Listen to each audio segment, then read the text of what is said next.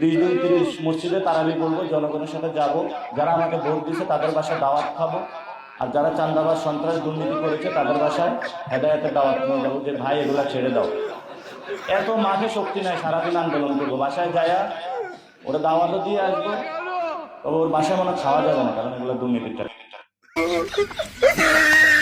আমি মনে করছি নির্বাচন শেষ হয়ে গেছে, নাসিরউদ্দিন পাটোয়ারি ঠান্ডা হয়ে গেছে, উনি আর এই সমস্ত কথা বলবে না, মির্জা আব্বাসকে আর নতুন কোনো টেনশন দিবে না, ওনাকে শান্তিতে ওনার এই এমপি হওয়ার পর ওনাকে যে ওনার কাজগুলো আছে সেগুলো করতে দিবে। কিন্তু না, দেখতেছি এই চেয়ে এখন আরও তীব্র তীব্র গতিতে বাড়তেছে, সে বলতেছে আমি আগে যতটুকু করছি এর চেয়ে বেশি করব।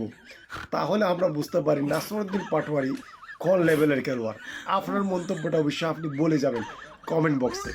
আপনি এক নাসিরউদ্দিন পাটোয়ারির কথা চিন্তা করেন, যদি নির্বাচন আর 15 দিন চলতো, মির্জা আব্বাস আত্মহত্যা করতেন। তাকে যে ভয় দেখানো হয়েছে, তার জীবন জীবন তেনা তেনা করে দেখাচ্ছে।